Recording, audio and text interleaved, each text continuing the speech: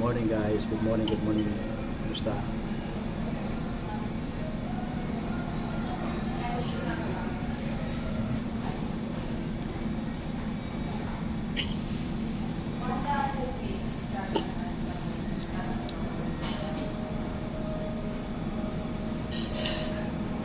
Alam nyo guys, itong nangyari kay Kirwin Espinosa sa Albuera rin, ito yung tinatawag na ambos mo. Kasi nagpapaambos siya sa sarili niya para makapaggawa siya ng mga story at ididikit niya sa war on drugs ni Pangulong Duterte.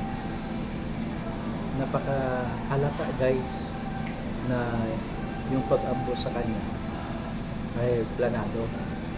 Kasi kung professional yun na sniper o talagang sasadyain na patayin talaga siya, siguradong matutumba siya, mamamatay siya. Pero since nga drama nga lang yun, kaya ganun lang ang nagtamo sa kanyang katawan. Laki-laki na katawan niya, tapos doubles lang sa abaga. Hindi ko paniwala, di ba? Tapos may mga statement siya na kung mabigyan daw siya ng chance na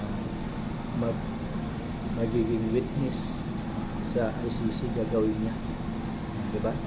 So halata guys na darating yung time na yung story niya ididikit niya yan sa war on drugs ng Pangulong Duterte. Yung nakaraang interview niya, makikita mo sa aura ng kanyang mukha na talagang halata nagsisinungaling naman siya. Ito guys, pakita ko sa inyo guys.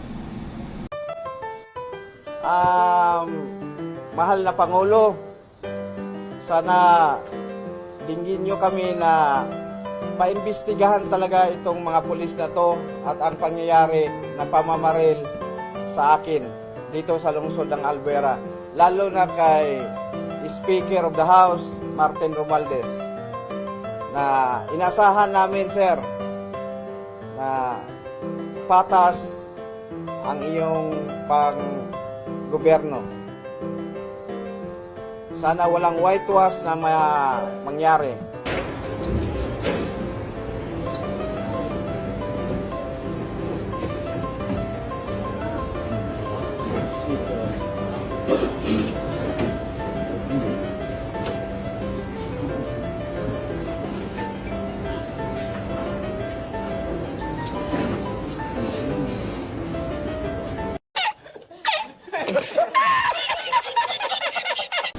Sa ganung tama ng bala, malapit sa dugo, mabubuhay ka pa niya, di ba? Kung sasadyain talaga na papatayin siya, sigurado, di ba? Kaso lang planted yung snipe sa kanya, kaya baptist lang magabot sa kanya. Ikaw, brother Kirwin Espinosa, magbago ka na sa buhay mo kasi pag hindi ka magbago, may paglalagyan ka talaga. Dyan sa Albuera, dyan sa lugar niyo, ang droga dyan, parang mabibili mo na lang sa sari-sari store, diba? Parang sa Osamis din nung unang panahon, mabibili sa sari-sari store. So, ganun katalamak ang drugs sa Albuera. Ngayon, didikit mo siya ngayon kay Richard Gomez. Kasi si Richard Gomez, siya yung tumututol.